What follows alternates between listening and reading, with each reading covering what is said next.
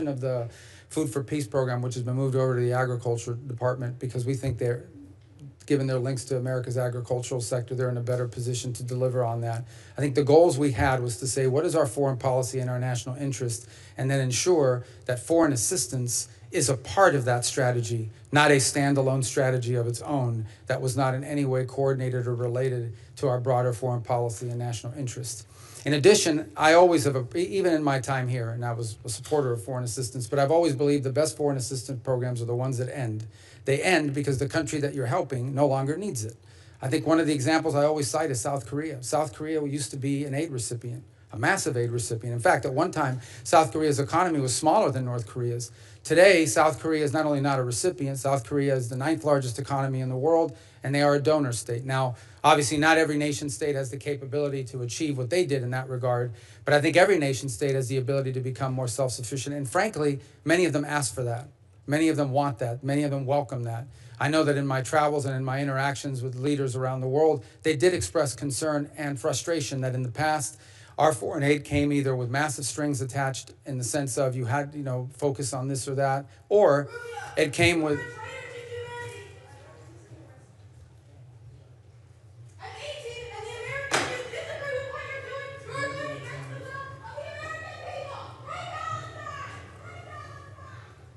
All right.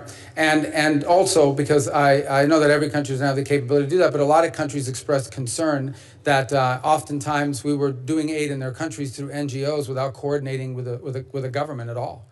They had their own priorities. They had their own systems they wanted improved, and we were just doing what we thought they needed, not what they were asking for. So I think that's helped in that regard. So we can go through some of these details today. I'll stop here to save you the time. I know. Do you guys have a vote-a-rama tonight, is the rumor? Oh, tomorrow. Oh, well, then I can go all night. I'm kidding. See, that's the one part of being in the Senate I don't miss. The one part? Votoramas. Thank you. You're welcome to attend if you like. For old time's sake. I will watch on C-SPAN. We would have fun in the cloakroom. Senator Collins. Thank you, Mr. Chairman. Secretary Rubio, it's wonderful to see you, and I want to thank you for your service in this new post. Mr. Secretary, before the military hostilities with Iran began, did the Department of State and other parts of the government, Department of Defense, obviously, make an assessment on the likelihood that Iran would close or interfere with commercial traffic in the Strait of Hormuz, especially since 20% of the world's oil goes through that narrow passageway? Yes, not only was that a known risk factor, but there were others like the launches against neighboring countries that they wanted to punish. All of those factors were understood and weighed when the president made his decision about whether or not to do it. He felt it was imperative that Iran not be able to establish, and I agree, that Iran would not be able to establish a conventional shield that they were building with massive number of drones and missiles, and they were on their way to getting double what they had. And if they reached the point where they had so many missiles and so many and so many drones, plus their naval capabilities that existed at the time, Iran would then say to the world, there's nothing you can do about our nuclear program, because if you do, we will overwhelm your defenses with the sheer volume of launches that we have, and then they could do whatever they wanted on their nuclear program. That was an unacceptable risk. It was a risk that we were running out of time to address. That was weighed against the risks that you just outlined, not just the Straits, but also the attacks against Kuwait and Bahrain and UAE and Saudi Arabia and Qatar. It was weighed against that, and the president made a decision that them not having a nuclear weapon above all else had to be the priority. Is our country working with our allies in the region or with American oil producers, Canadian oil producers, to look to the future on what could be done to mitigate the consequences of such a dependence on this particular strait in the future? It wasn't the first time that Iran has done this. During the Iran-Iraq war, we saw Iran try to take control of the strait. So it's disturbing that nothing was done in the intervening years to try to figure out, are there alternative routes that could be used, more pipelines, other ways, so that Iran does not have such an ability to control the strait? Well, there is an existing Western pipeline. It certainly doesn't have a sufficient capacity out of Saudi Arabia to make up for the what's happening through the Straits potentially. But a couple points. Yes, the answer is I think the indications are that in the aftermath of what's happened with the Straits, supply lines, where the world is going to be getting its energy is going to diversify away from at least the Straits traffic through a variety of means. The first is you are going to see, I believe, the construction of more infrastructure that goes to the west and even to the north to avoid the Straits. It's a bit less efficient because the Straits are a quicker shot, but I do think you're starting to see the alignment. But those are long-term projects. I can't exactly tell you how long it takes to build these pipelines. It's not my area of expertise, but I certainly know it takes more than a month or even a year. The second, I think you're going to see that the existing global capacity is going to shift. For example, there are now markets that are increasingly seeking to buy U.S. energy, which we can supply and which we can provide. Historically, it hasn't made any sense for them because they could get it faster from the Straits. But given what's happened, you're seeing increasing interest. And in fact, I think you'll start to see some real-time deliveries from U.S. refiners and producers to the Pacific region. That's beginning to happen, and the Canadians are stepping into that world as well. Let me switch to a different issue. Last month, I led a bipartisan letter to you urging the department to release the $600 million appropriated in fiscal years 25 and 26 for Gavi, the Vaccine Alliance. And I would ask unanimous consent that that letter, which many members of this subcommittee signed, be entered into the record. Without objection. Gavi, as you well know, plays a critical role in preventing the spread of infectious diseases around the globe and helps to protect public health in our country as well by stopping outbreaks before they reach our borders. And that's particularly important right now as the world is responding to the Ebola outbreak in the DRC. Can you update us on the status of the funding for Gavi and when we can expect to see it obligated, consistent with clear congressional intent? Yeah, and I think a number of you are aware of the particulars, but let me share it publicly as well so that people understand better. On this account, we took into account at the President's directive HHS's view, and is particular about one thing, and that is a certain preservative that's used in vaccines. We don't use them in the vaccines in the United States, but they are used in vaccines around the world. And the ask of Gavi was that they would stop providing these vaccines without preservative. But the problem Gavi has, according to them, is that they have purchased stocks of these vaccines, the millions of dosage, and they can't just throw those away because they have this preservative in there. And so what we're trying to do is find, and we have now re-engaged more heavily, and I know some of you have been personally involved in this, to try to get this thing resolved, to try to figure out an outcome in which perhaps there's a phased approach to it. They did make us a counteroffer. I haven't personally seen it in the last couple of days from Gavi, but it is my hope we can bring this to a resolution on the issue of these preservatives. They make the point, Gavi, is that in some of these countries where these are distributed, they don't have the same refrigeration system, so they need to have this preservative in there. Perhaps there's a way to phase our way through that. So we'll consult with HHS on it as well, but ultimately we would like to see this problem solved, and we think we can. And we're certainly going to try because we want it to be solved. But in the meantime, the United States needs to get that money out there. This is the first time that the United States has given up its seat on the Gavi's board. In the partnership's history, I don't think that's a good outcome. So I hope we can get that money, which is desperately needed. And that was a consequence of us missing that dues payment. So my sense, I'm pretty sure that as in any deal we strike with them, part of the deal will be we get our seat back and the money comes. But we want to deal with this central issue. I think you're well aware of it. And I think we can get there, but we got to work a little bit on it. Thank you. Mr. Chairman, I know my time has expired, so I'll submit the rest of my questions for the record. I just want to point out that there are proven high-impact interventions for pregnant women in prenatal vitamins made in the United States. and a food supplement, RUTF, again made in the United States, that dramatically improve maternal and child health outcomes. And it's something that I'll be talking further about, the public-private partnership to get this kind of supplement out to those who need it globally. Thank you, Mr. Chair. Senator Schatz. Thank you, Chairman.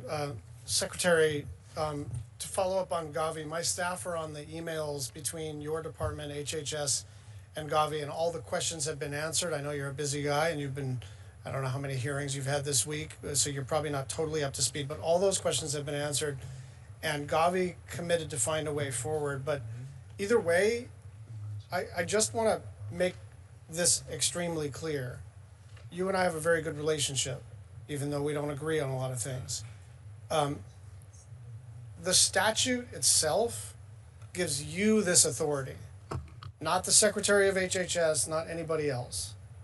And the statute itself requires, does not authorize you, does not permit you, requires you to move this money. And so we've had a lot of sort of reassuring conversations, and then another 6 weeks and another 10 weeks and another 3 months pass by. And I understand that you're having to navigate some pretty difficult terrain internal to the administration, but the statute is not unclear about whose authority it is and what you are obliged to do. And so can we get a time frame for moving this money? Well, the best way I can answer is I want to get this solved. I believe we will get it solved. I'll be engaged in getting it solved. I don't know the time, but I mean, shortly. How's that? I mean, like I said, I know that some paper came in. Maybe it was yesterday or the day before. They made I wouldn't want to call it a counteroffer, but a proposal on what they think they could do to solve this problem. I have not personally had an opportunity to review it, but I'm aware of it. I was informed of it again this morning. The commitment I can make to you is that this is a problem I would like us to solve. I do think that the HHS point about this preservative is not irrelevant and invalid because we don't use it in our country. So I want to account for that as well. But we will get this solved. We want to get this solved. Thank you. You have $2.5 billion in unspent funds we provided specifically for the Global Fund since fiscal 24. It is in Title III of the SFOPS bill for each year.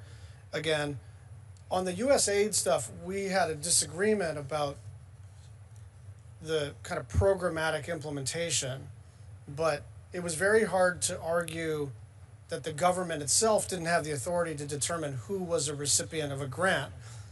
This is different. The Global Fund is specified in the statute, and you have an internal cap on U.S. contributions. It's not statutory, but it says 33%. For every $1, you're going to get 2 non-American dollars. Again, not required by law, not even necessarily permitted by law, but even under that, there's still $661 million that you could move tomorrow morning. And this is not a complicated situation with a preservative and a vaccine and interagency. Like, this is entirely your authority. And the $661 million that is available to be moved, those are data that came from your department. And so I'm just wondering when we can move this money because it's so highly consequential. We've pledged up to the 33% cap, which, as you outlined, is an internal cap. It's one that I believe the previous administration used some cap as well.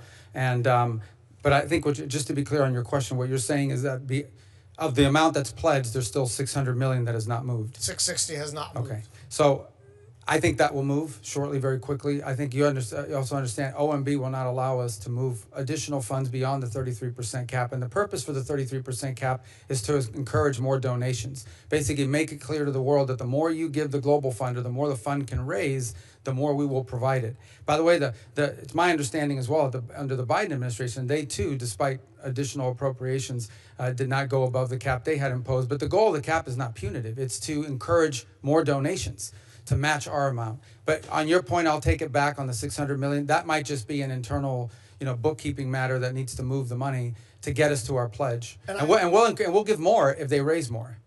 Got it. Let's talk about the USAID closeout. There's $16 billion in the USAID account tied to awards that were terminated from prior years. But then there's another $3 billion in the bill that President Trump signed into law. And so what's happening within your department is that 16 billion is just sitting there. The 3 billion is being used to cover so-called closeout costs for USAID. And what they are saying is they're going to assess, determine the cost of closeout, and then after that, whatever's left over could be provided. And let me give you the line items. $250 million to combat malaria, $330 million to combat HIV/AIDS, $320 million for maternal and child health, $135 million for nutrition programs, and $150 million to counter TB. You have $16 million in a pile, and then you have $3 million that was passed and enacted by President Trump and all of us. And none of it is moving until we assess the closeout costs, and then we're saying, well, whatever's left over for contract closeouts, that's available for malaria and TB and all the rest of it. I think that's inverted. You should use the $16 billion from the canceled contracts to close out whatever you need to close out, and the $3 billion that we enacted for specific purposes should be used for those specific purposes. So can I get your attention on that matter? Sure. So a couple points. As you now know, the USAID, I'm no longer the acting director. It's no longer under our purview, and not even through my personal engagement. It's now basically out of OMB, and they are sitting on this closeout fund. The closeout fund isn't just for contracts. Some of them are tied up in litigation. In essence, some of that money may be needed because these people have sued. They want to get paid for the contract. They claim they were in breach. And courts are basically saying we may rule in their favor, and in some cases might, and we have to have funds available. So they're still estimating what that closeout cost will be. We have been able to go and get some money for OMB. For example, I think after our conversation, we talked a little about Ebola response. OMB released, I think the number is $200 or $250 million from that fund for the Ebola response. Yes, and theoretically, the money that's not needed for the closeout, as I said, may be given to the state for programming. As you can imagine, we want it to be given to state for programming because we have programming we can put it towards, including the items that you've outlined. And that was the whole point. I mean, the whole point here was to move aid under the State Department. Whether we like that or not, that was your objective. And so now that there's this pile of money that's still in USAID, it strikes me as a little odd that you can't control those dollars. That was the purpose of enacting this kind of new model. The other thing I'd say is, first of all, thank you for releasing those Ebola dollars. It also demonstrates that you are perfectly capable of getting money released from those closeout funds if you wish. And I would say Ebola is an urgent priority, but so is malaria, so is TB, and so is HIV/AIDS. Thank you. Senator McConnell.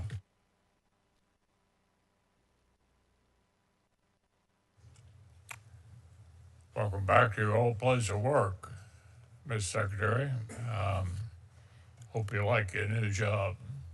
There are some days I like this one better. Some days I like the new one better. It depends on like tomorrow will not be one of those days.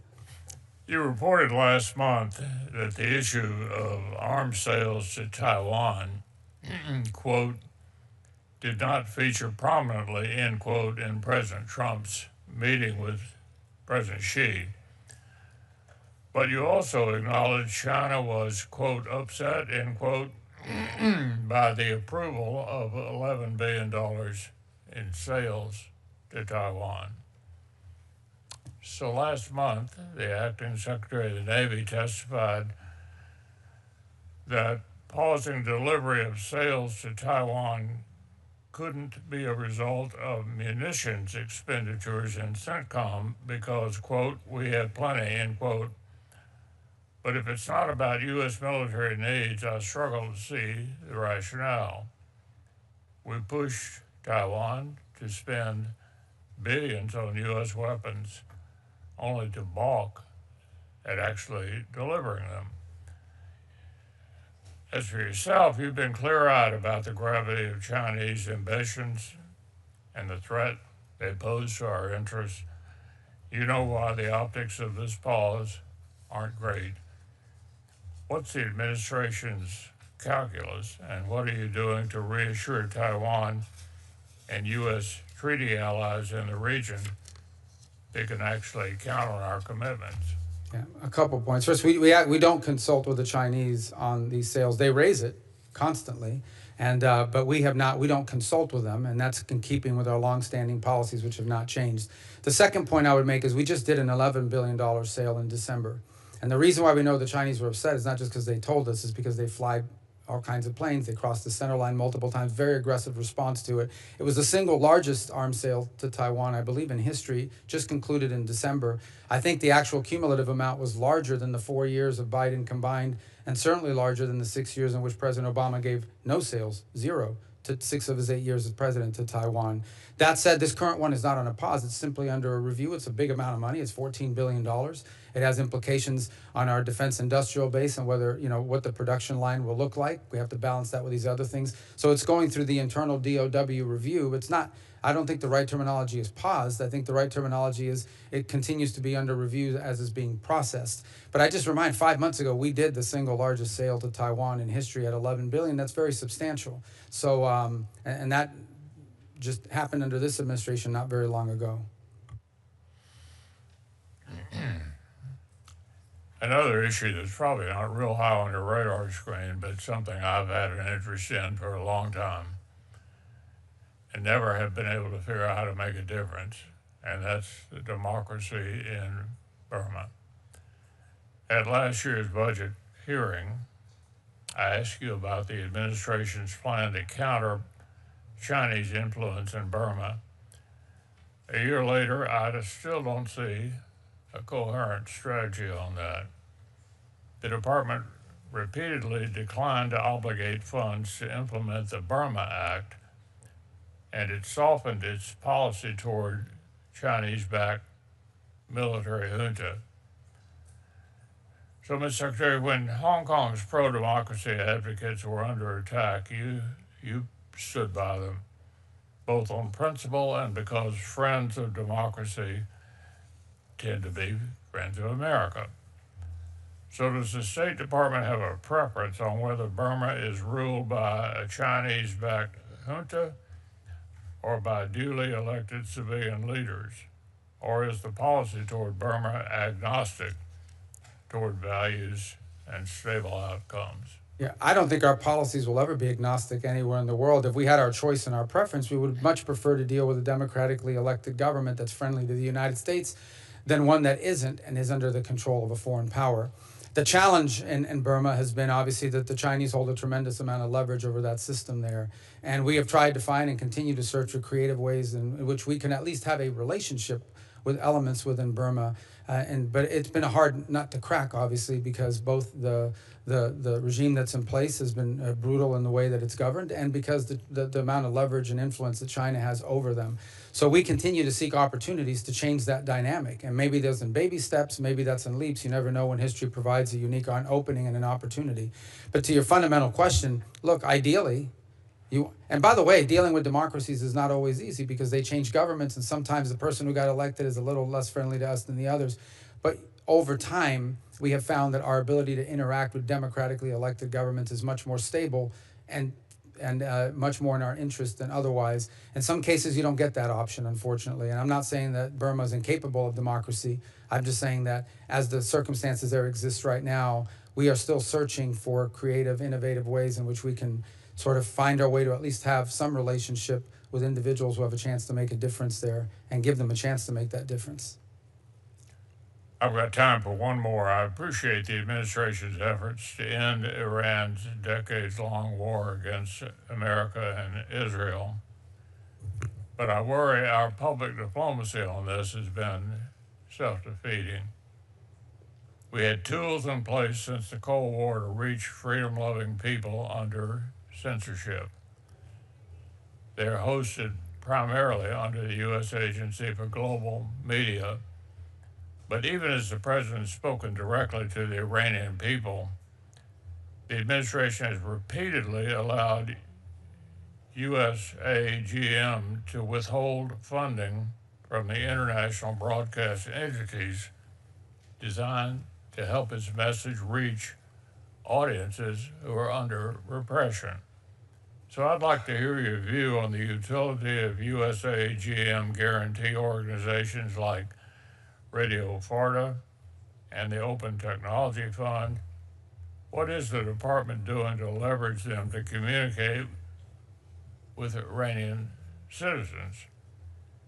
And what role should that agency guarantee play in countering censorship and oppression from the PRC and China as well. Well, yeah, and as you know, that agency is in the purview of this committee in terms of funding. It runs ancillary to state, but we don't necessarily run it or control it. It had somebody that was involved who had been appointed by the White House. That appointment was removed by a court decision, and all of the decisions they made while they were there were also reversed. I do know in my role as National Security Advisor that we're now involved in finding a restart of how we can get this program, because I do believe it has utility and value. I think in the 21st century, one of the questions we will ask ourselves is not just do we want to provide broadcasting to these places, but whether we should be getting more into the access business, meaning using part of that funding and part of that programming, not simply to have a radio station that broadcasts or something, but actually giving people in that country the tools to circumvent censorship and be able to access news and information from around the world, and more importantly, to communicate with one another. One of the things you will find pretty consistently in every totalitarian system is they want to control the ability of their citizens to communicate with one another. It's why Russia has started its own internet and its own internal systems. It's why China does not allow American social media platforms to operate. They have to control it. It's the reason why Iran shut down the internet as one of the first things they did when hostilities began, because they don't want their people communicating with one another. So I do agree it's a valuable tool in our toolbox. And in my other role and capacity, it's one that I've given emphasis to, and hopefully we'll have something to bring you that both complies with the court order and I think furthers our national interest. Thank you, Mr. Chairman. Thank you, Mr. Chairman. Thank you, Mr. Secretary. It's good to see you. I think you might have been at the same briefing that I attended when Putin invaded Ukraine, and we were in the skiff, and we were asking our experts, how long is this war going to last? And some of them suggested 2 weeks.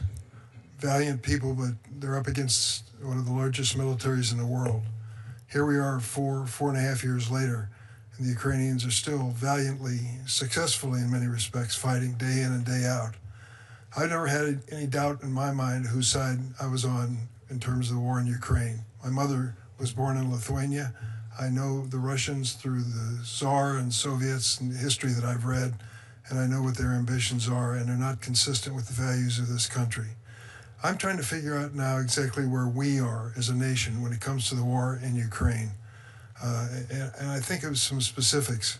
The $400 million that we appropriated to help the Ukrainian people fight this war has bounced back and forth. Is it finally resolved? Are we going to send this to the Ukrainians? The $400 million? Yes. Yeah, that's going through the interagency process right now. In fact, I saw maybe last Friday something on it. I think you'll see news on that pretty soon. Well, that's exactly what Secretary Higginbotham said 2 weeks ago, 3 weeks ago, and nothing's happened. So here they are fighting for their lives. They're facing ballistic missiles. They don't have the defense that they need. They're valiantly doing everything they can to save their people. And we are going through some bureaucratic malaise, I'm not sure what. That is, Yeah, it's just going through the interagency process, and there were a couple stops along the way that unfortunately got tied up a little bit. But I've seen it not as Secretary of State. I've seen the interagency as National Security Advisor, and it's something that I think we'll have news on fairly soon. Will it be timely help? Will it be help that we can send them quickly that they need? Yeah, in particular, I mean, the one thing we always worry about is in the winter, because winter will come again, and they had a pretty brutal winter last year, and there's indications it could be just as brutal this year, especially their inability to generate energy. So there is urgency in trying to get this resolved and delivered. Well, let me also ask you this question. I realize with the Straits of Hormuz, we found ourselves buying oil from the Russians. Was that the understanding? So Treasury has lifted on a short-term basis the sanctions on the sale of some Russian oil, primarily as a trade-off, unfortunately, but designed to get more oil into the market to try to stabilize global prices. But this is not a permanent change to our policy. It's a time-limited one that was just recently extended by, I believe, by another 30 days. Not that long ago, we characterized Russia as one of the 4 hard targets in the world for the United States. Are they still?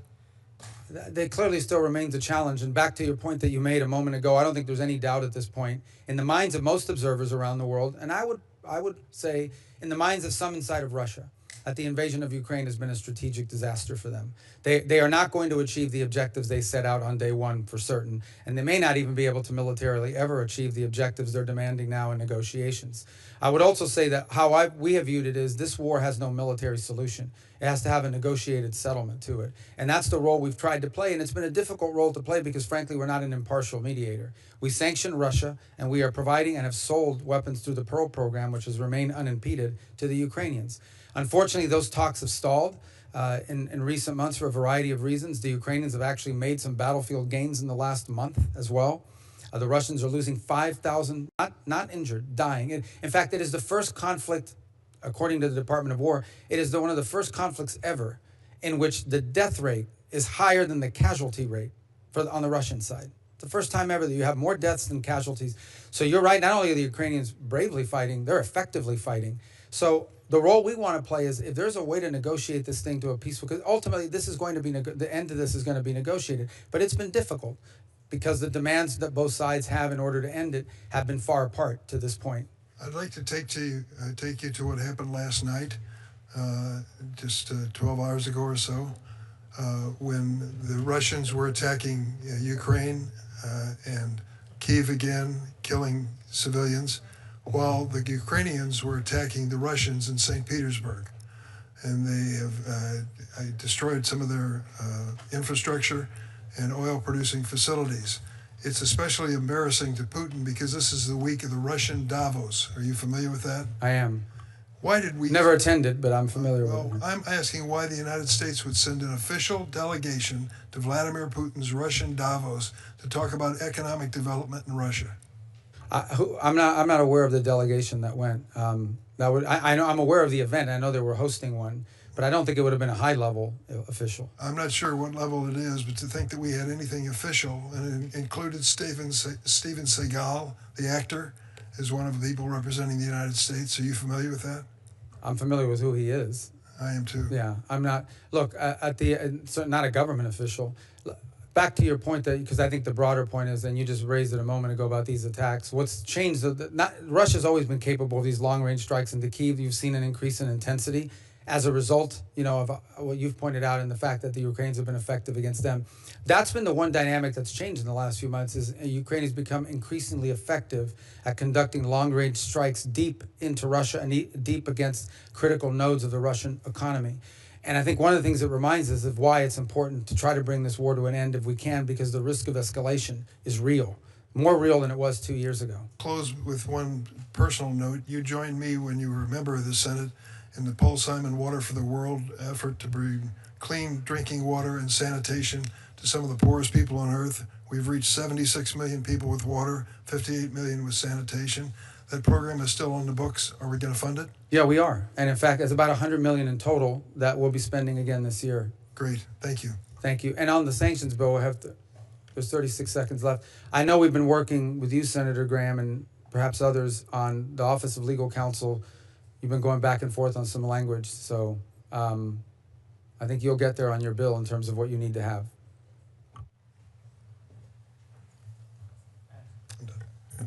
Thank you, Senator Durbin. We'll just pick up on that point. Number one, I think you're doing a great job for our country. I'm glad you're there, and you've been working really hard, and it's appreciated by many of us up here. You represent us well, Secretary Rubio. Do you agree the blockade has really hurt the Iranian economy? Yeah, it's denying them upwards of $300 to $400 million potentially a day of revenue. And the reason it's hurt their economy is because their economy's basically based around oil and gas sales, right? Yeah, largely. I mean, obviously, that would be the core of their ability to generate revenue. Do you agree the soft underbelly of the Russian economy is oil and gas sales? Of their economy? Yeah. Well, again, that's one of the commodities. They have some agricultural sales as well, but oil and gas are clearly the leading So generator. the theory of the bill you just mentioned, which is enormous bipartisan support, and we're very close, is to give the president the ability, if he chooses to put tariffs and sanctions on countries that buy cheap Russian oil and prop up their economy. You support that concept, right? I support having those tools available for the president to use, especially if what we're trying to do is reach a negotiated agreement. The more leverage tools we have at our disposal, I think the bigger role we can play in breaking this about. Thank you. This will come from Congress, so it'll have our blessing. It'll be, I think, a better situation in court. So like China and India are the two top. China buys the most oil from Russia, the most oil from Iran. So to our friends in China, if you would stop this, we'd end both these wars. So we hope to give you that tool soon to the president, and thank you for all your help to get it done there. Do you agree that under our law, that if there is an agreement with Iran, that the Iran Nuclear Agreement Review Act would apply and it'd have to come to the Congress? Yeah, the INARA is a pretty tightly written bill, and so it does have very specific requirements about elements of the nuclear program that would have to be noticed to Congress. Okay, good. When it comes to any deal that may be entered into with Iran, and I hope you can, I want to get a diplomatic solution. Hezbollah is a terrorist organization under U.S. law, is that correct? Hezbollah, yes, correct. So in the future, if Iran continues to help Hezbollah, will there be anything in the deal that would punish Iran for doing that? Well, that's what we want. We certainly think that in order to deal with the primary threat here is the nuclear weapons, and that's what we want to be able to fix, and that is that they can never have a nuclear weapon. Right. Obviously, their ability to export terror and finance it in the region is also deeply So that problematic. would be part and we would most certainly insist. I mean, there could be sanctions just on that. Okay, thanks. See, October 7th had nothing to do with their nuclear program. It was generated by proxies, and it killed 1,200 Israelis, and it just shows you the power of these proxies. And I think any successful containment of Iran would have to contain their proxies like Hezbollah. So I'm glad to hear that that certainly will be part of the deal. When it comes to the deal itself, the nuclear part, to make sure they don't have a nuclear weapon, do you agree that without enrichment, you can't make bomb material? If you don't have the ability to enrich, you can't make bomb material. No, that's right. Yeah. Unless somebody's willing to sell you 90% enriched uranium. Right. Well, that's not making that, it's buying it. Correct. There are over 20 countries that have peaceful nuclear power programs that don't enrich. It's my view that whatever deal you do with Iran, they should not be allowed to enrich at all. If they want peaceful nuclear power, they can have a 1, 2, 3 agreement. Do you agree with that concept? Not only do I agree with it, we've offered it to them in one of the rounds of previous negotiations before Epic Fury. We actually offered to give them access to free fuel for that they didn't have to enrich, which they declined, of course. They want to enrich to make a bomb, don't you think? They want what, I'm sorry? They want to continue to enrich for one day to make a bomb. Well, if what they want is a civilian nuclear program, which, as you said, they can have because other countries have it, you don't have to enrich, and you certainly don't have to enrich buried deep in a mountain. If the past is any indication of the future, they took what was supposed to be a limited civilian program and were able to make 900 pounds of 60% highly enriched uranium, right? Correct. So approximately. Yeah. Okay. They cheat. Is there anything that would make you believe in the future they wouldn't cheat if they could? Well, that's why any deal would have to have strong verifications. Right. And the JCPOA allowed enrichment. Do you agree with me that if they had no enrichment capability, it'd be hard to cheat because you don't have anything to cheat with? Well, that's right. Okay, good. When it comes to Cuba, you know what you're talking about. And congratulations on Venezuela, the role you've played here to try to get Venezuela from communism to a friend of America. Tell us about why we should care as a nation for the regime and the communist regime in Cuba to fall. Well, first, let me just say briefly on Venezuela, I think we're better off than we were just 5 months ago. This was 5 months ago. We're not where we need to be. A lot more work needs to happen and needs to be done, and that needs to conclude with free and fair elections, and the conditions for that need to be created. So, but we certainly feel like Venezuela no longer poses the threat to our national interest that they did just 5 months ago when it was run by someone who openly cooperated with narco-trafficking cartels and in fact ran one himself. In the case of Cuba, the proximity alone makes it relevant. But you have a failed state 90 miles from our shores that hosts both Russian and Chinese intelligence apparatus within their country that has a long history of supporting violent leftist Marxist groups in the region and anti-American groups in the region as well, and have been a destabilizing force for 67 years. But just the existence of a failed state that's friendly to our adversaries in our own hemisphere is in and of itself a national security situation. Now, I would say this about Cuba. We want Cuba to be a country that can enjoy the same things they do in Jamaica, the Dominican Republic, the Bahamas, most of the Caribbean, all of the Caribbean bases for the most part. The problem they have is that the country's not even run by a government. The country's run by a military conglomerate named Gaesa that controls 70% of the GDP of the country and sitting on $18 billion of assets. Not a single penny of the money that conglomerate generates transfers over to the national treasury. That means it doesn't build bridges, it doesn't build roads, it doesn't build schools, doesn't do any of it. Well, It all goes in, and that's what we need to tackle. Right. And those are the people that have to agree to normalize Cuba to the world and to its neighbors in the United States. Right. Well, God bless your efforts to do that. I think Venezuela and Cuba, going from the communist column to what you described, would be a great advancement for our hemisphere and the people of those countries as well as America. Final question. President Trump has said that after the Iran nuclear deal, he wants to, and I work with President Biden and many people on this panel here to try to get Saudi Arabia to recognize Israel under Biden's watch. And I just want to applaud President Trump for saying that would be the game changer of all game changers. Do you agree with that? Can you articulate with this committee why expanding the Abraham Accords to include Saudi Arabia, what would that do to the region, and why is that so important? Well, I think it's self-evident, but I would say look at the benefits it's already had with regards to the Emirates, the United Arab Emirates and Israel, and the relationship that they have. If you can create these strong economic and people-to-people linkages between these countries and the recognition, it creates tight bonds that I think extend beyond just defense. It extends to economics in ways that they're now enjoying joint prosperity. And it makes a lot of sense from the economic standpoint, because what Israel has, and for example, in the technology sector, would be highly beneficial to these countries that would join. And likewise, the resources these countries have would be beneficial to Israel. So we do want to expand the Abraham Accords. Obviously, it's difficult to do at this moment, but we're laying the groundwork for it. It'll be a top priority of this administration. Go ahead. Finally, I just want to say Saudi Arabia is different than any other country. It's the keeper of the holy sites of Islam. It's the center of Islam as we know it. If they join, folks, a lot of other Muslim nations will join. North Africa would be the biggest change in our lifetime. Let's work together under Trump like we did Biden to make this happen. Senator Murray. Thank you, Mr. Chairman. Mr. Secretary. You are not only the Secretary of State, you're also the President's National Security Advisor. Those are both full-time jobs when we're at peace, let alone as we have troops deployed in multiple conflicts around the world, and the President is threatening to invade Cuba. So I want to just ask you specifically about Iran. You were one of just a handful of top aides with a seat at the table when the President ultimately did decide to launch the Iran war. Did you advise the President against the war? I'll never tell anybody what I advised the President privately, but I will tell you that the President had before him all the information that he needed.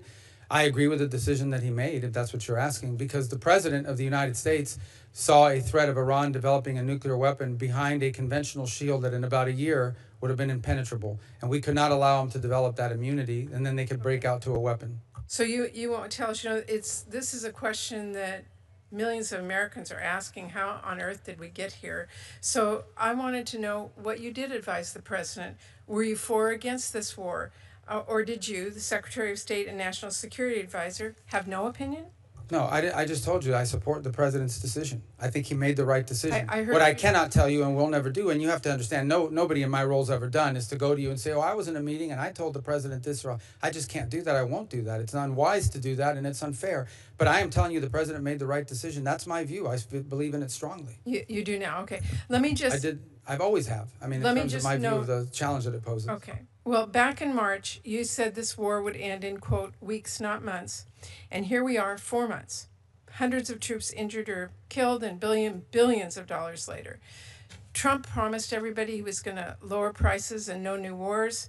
Now we have higher prices, new war. Trump promised the American people this war would be fast and decisive.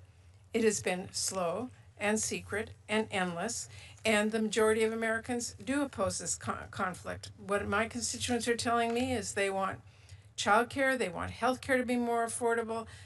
They don't want Trump to have $1.5 trillion more for a defense budget to start wars around the globe. I hear that constantly from so many people.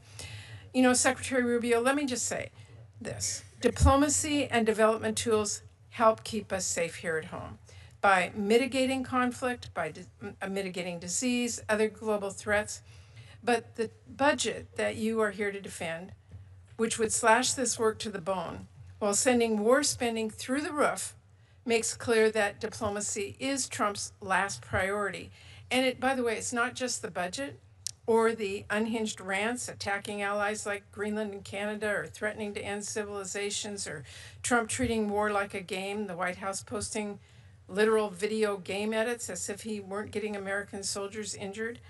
It's also the actions that you've taken over the past year to gut the State Department, deeply concerning, dismantle foreign aid, abdicate American leadership. Under your leadership, it is deeply concerning that things like the state left 500 tons of food to rot in ports, and it had to be incinerated. Or pushing out thousands upon thousands of dedicated public servants, including families who put country first here and left their home to serve around the world, only to be sacked with no rhyme, no reason. I've heard from them. Meanwhile, you are planning to put Trump's face on U.S. passports, as if that's going to help our image when all that's happening. And the hack and slash job that you have done to foreign assistance, and you're asking for in this budget, has not only shattered America's global leadership, it has led to millions of preventable deaths. Programs have been frozen, grants have been canceled, life-saving work utterly turned upside down. I want to talk about global health. The stakes of life and death are here under global health. PEPFAR supported testing reaching nearly 5 million fewer people than the year before. In Zambia, babies born to HIV-positive moms used to be tested within hours of birth, and treatment started immediately for positive cases. Now, babies are not being even tested until they're 6 weeks old. So you're not just cutting resources that I just referenced, you are actually cutting the United States out of the conversation on global health threats and leaving all of us less prepared. We are in the middle of a deadly Ebola epidemic. We're seeing a worrisome hantavirus outbreak. This administration has halted funding to the World Health Organization. And you are currently withholding nearly $2 billion in FY25 global health funding that was appropriated with bipartisan support here, signed into law by President Trump, and expires in less than 4 months. Now, I know that Ebola funding somehow miraculously started moving when we were seeing bad headlines, but what is moving right now, Mr. Secretary, is less than 2% of what is available. So my point is that the delay in mobilizing those resources has cost us valuable time and let this disease kill more people. And the fact is, we already had these support systems in place. They were in place until this administration destroyed them. And even as we stare down a crisis caused by this administration's incompetence, in my opinion, you are here today to defend a budget that doubles down on that. That is what is really disturbing to me, with a 40% cut to global health programs in this budget. So to my point of view, this budget doesn't make America great again. It makes the world sicker and less safe. And that, I'm just talking about the cuts that you're proposing with this budget, because we can't ignore the biggest line item in the president's overall budget that's in front of us, which is war. $1.5 trillion for war. Not a cent for childcare, not a cent to make healthcare more affordable. That's the budget that you are here today to defend, and it spends $1.5 trillion on war and slashes your department to ribbons. So that is what is concerning to me as you come before our committee today to back this request up. It just seems to me we are cutting diplomacy and paying defense contractors. And I just believe, from my point of view, and I know you disagree with me, but I just think this is the wrong way for our country to go. A budget is a statement of values. I've said it many, many times. And I think it is in big question where the values are in this budget. So that's where I am. Who's the Thank chair right now? So, Ms. Senator Boozman, can I Senator- respond? Because she touched a lot of topics. I don't know if I can get all of them, but I'm going to get most of them. Yeah, sure. Because I strongly disagree with almost everything that I was figured said. you would. I know. Well, a couple points. First, let's talk about the State Department. The State Department was actually one of the least impacted of all the agencies in I'm government. not talking about least impacted. You heard. No. But let's be frank. Not a single, for example, overseas employee was ripped from the State Department.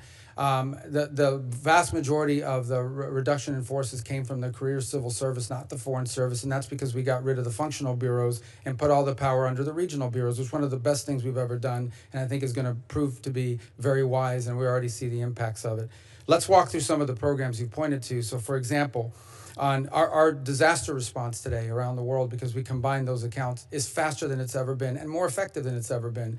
These are not theories, this is a reality. We responded to hurricanes in the Caribbean, Jamaica, and Cuba, by the way, $3 million in aid to Cuba, faster at a record pace than ever before. We've responded to 2 typhoons in the Indo-Pacific faster than we've ever responded because we combined and consolidated those accounts and were able to move very, very quickly in that regard.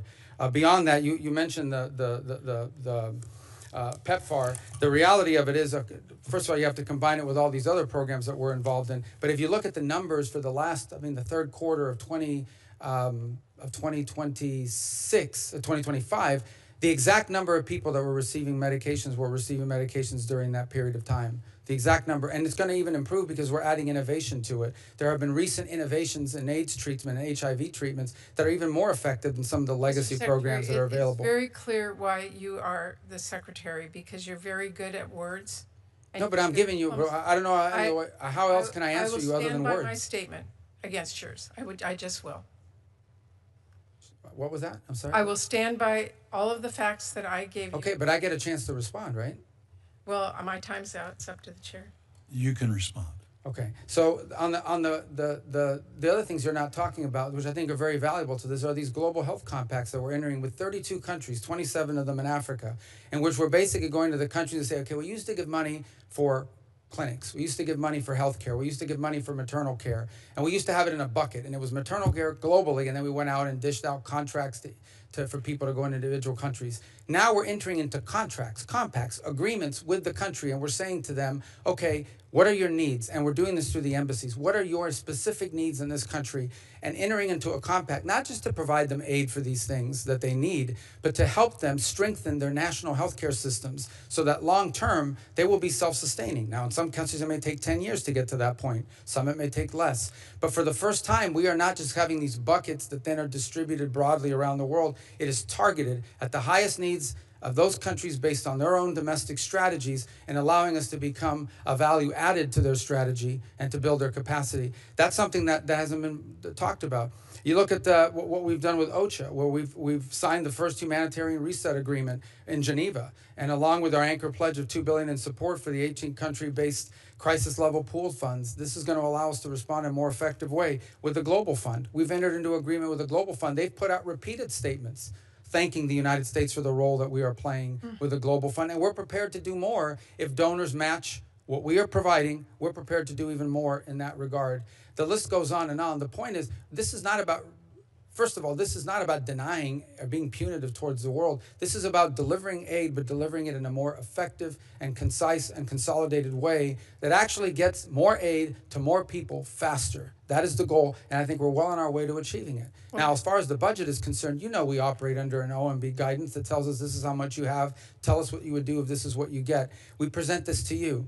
Having served here for a long period of time, I said this before you walked in, so perhaps you missed this point, is we always understand that there's going to be a congressional process in which you're going to look at our request and generally ignore it, but in many cases add to it or reframe it. And we're prepared to work with you as we did last year in the passage of an appropriations bill, which we would like to see passed. Because when you pass appropriations bills, it gives us, the structure that we need in order to carry out these reforms. Mr. Secretary, I just will tell you, I appreciate that you have words to explain everything from your point of view. I'm talking from reality on the ground and from what I am seeing and hearing, and I fear deeply that we are losing our place and our value globally. So you and I have a disagreement. Thank you. Senator Moran. Mr. Secretary, so good to see you. Thank you for your public service here in the Senate and in your current capacities. You have been helpful, and I want to express my gratitude in regard to Food for Peace. We have worked hard on trying to transition from the State Department to USDA. Secretary Rollins has been an advocate, and I'm grateful for the cooperation between both departments to make sure that an important and highly successful Food for Peace program is continued and improved in its new home at USDA. In Senator Bozeman's Farm Bill, Senator Bozeman and Senator Klobuchar's Farm Bill, we will hope to make that transfer permanent. We appreciate the transfer that has been made administratively. Let me ask you if there's just things that I should know, the committee should know in regard to that transition. Anything that is being left behind? Are there problems in delivering the food aid? What role does a State Department still play? Well, I think the role the State Department will always play is because our embassies, and in some cases we do have Department of Agriculture people embedded in our embassies. I think ultimately our embassies will always serve as a key liaison point with host countries that are recipients or maybe in need of recipients. So I always think there may be some issues in terms of bringing in the aid or bringing in the food for peace assistance into those countries that we would have to navigate with the host country. But by and large, we felt that the transfer made sense. It had long been advocated for by many representing agricultural states, because truly, at the end of the day, the Food for Peace program is an American agricultural program to benefit the world, to use what we've been blessed with as part of a tool of our foreign policy. We just felt it would be better executed. We agreed it would be better executed through the Department of Agriculture. So we commit to doing everything we can on our end to facilitate the transition and then facilitate implementation. So, Secretary, that I assume would include that if Food for Peace funds are appropriated in this appropriations process for fiscal year 27, we won't keep it. You won't keep it. You'll assure us that, that it will be utilized in Food for Peace at USDA. Yes, because I mean, we're committed to this as part of our reform. It was your yes to we won't keep it? Yeah, no, I know that's what you're worried about. We don't have any intention of keeping it, right? But you may, I guess you're arguing that you may need to do it that way because of the way you're currently structured in your Correct. process. I would guess here. this appropriations subcommittee, not agricultural appropriations subcommittee, will appropriate for Food for Peace, which then needs to be made certain again in the new year that is utilized. I imagine once the transition is complete, that would also shift the jurisdiction here? That is true. Okay. Let me ask you a question about oil sanctions waiver. I'm concerned about the decisions that have been made on 3 occasions to issue waivers for Russian oil sales. President Trump was right to impose those sanctions last fall, but the waivers provide Moscow with badly needed revenue and I think make little difference to American consumers in the price of gas.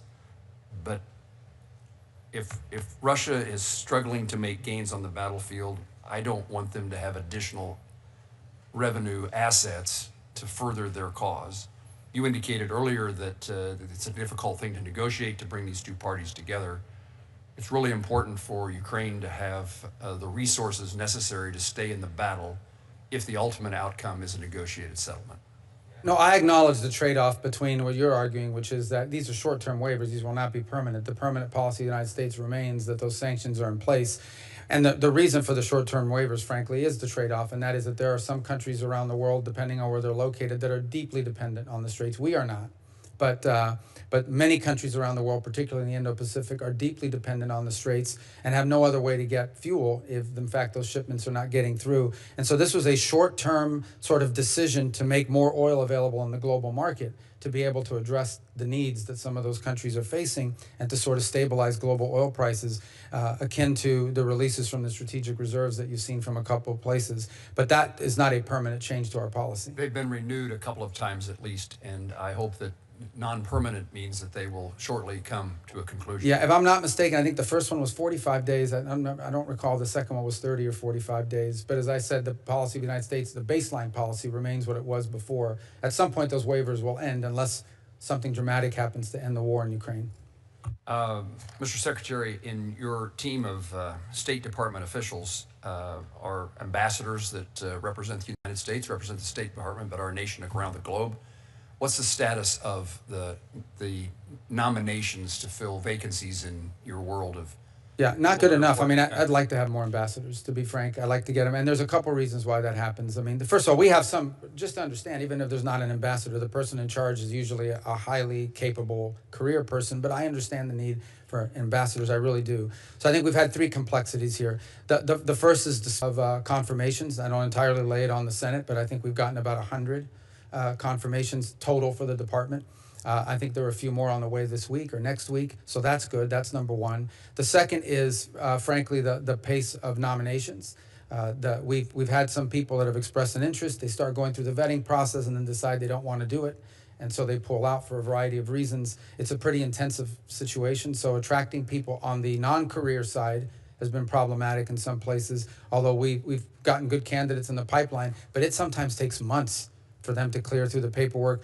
And then the third is, we're finally working through this process on their career front, is the D committee and the recommendations that are starting to percolate up. So I think we're going to have another class of about 30 some odd career nominees that we're going to be bringing to the Senate shortly. I think those should be able to pass fairly quickly.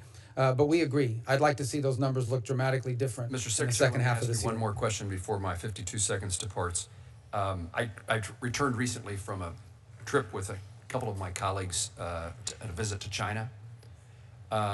We talked about many things in China, but I just want to raise one. Is there any evidence that the precursor chemicals that are coming to Mexico or to the United States, that China is serious about diminishing and ending that practice?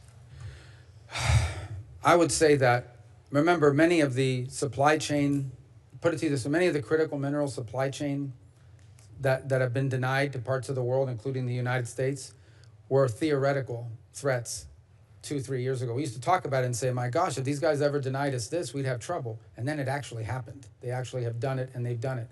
So I think you have to assume that critical dependency on any single source around the world is dangerous, because it can be disrupted by a pandemic, or it can be disrupted as a strategic counter response to something you do that they don't like. So I would just put it to you this way: it is an unacceptable risk that we run today, where 88% of the active ingredients in our pharmaceuticals are sole sourced from one place. And it is among, when we talk about supply chains, one of our most critical priorities is to diversify where we are getting that, including increasing domestic production. Because the threat may be theoretical today. I think we have to assume it will not be theoretical one day, especially in a moment of crisis or conflict. Thank you, Secretary. Senator Shaheen. Thank you, Mr. Chairman. Good afternoon, Secretary Rubio. We're glad that you're here. I just want to follow up a little bit on the questions about ambassadorial positions, because the fact is it's not the Foreign Relations Committee and the Senate that are holding up those nominees. It's the fact that the nominees are not being submitted to us, and that those nominees who start to go through the process often aren't willing to comply with the ethics requirements that require that they divest of their outside holdings. Right now, the United States has more than 100 vacant ambassador posts. I'm sure you're aware of that. China has 20. In Africa alone, 37 of our 51 embassies have no ambassador, and China's filling that vacuum. And you just sent over 20 nominees, of whom only 4 are career people. So the problem is not in the Congress. The problem is in the administration. And I hope that you will begin to take up that slack by appointing more career ambassadors. I want to go, though, back to the question about Ukraine, because you've rightly recognized that peace talks have stalled. But I think it's important to point out that those negotiations have failed because Russia, not Ukraine, strung along the administration in its efforts to bring a peace deal. And the only way to end this war on any kind of lasting terms is for President Trump and the administration to finally put some real pressure on Vladimir Putin and Russia. Late last year, the Russian central bank warned that the Russian economy was slowing sharply. Russia was in debt, and it was making contingency plans to fund its war effort in Ukraine.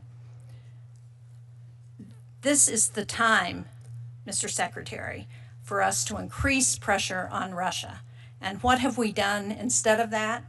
We've done exactly what Senator Moran said. We've lifted the general license and are allowing the Russians to make $4 billion a month because of the lifting of those sanctions on its oil.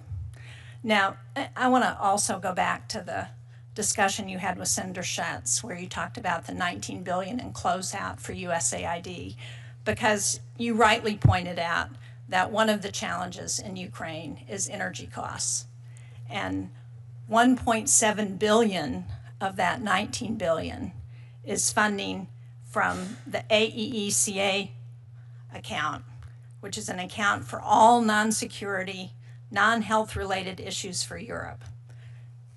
You, as Secretary, could choose to spend those dollars to provide them to Ukraine to help address energy issues and other issues that Ukraine is having with this war, in particular, the fact that they're in desperate need of interceptors because of the attacks by Russia. And you can see, I know you're aware of this, but for the audience, I think it's important to note the increased attacks coming into Ukraine from Russia, particularly drone attacks.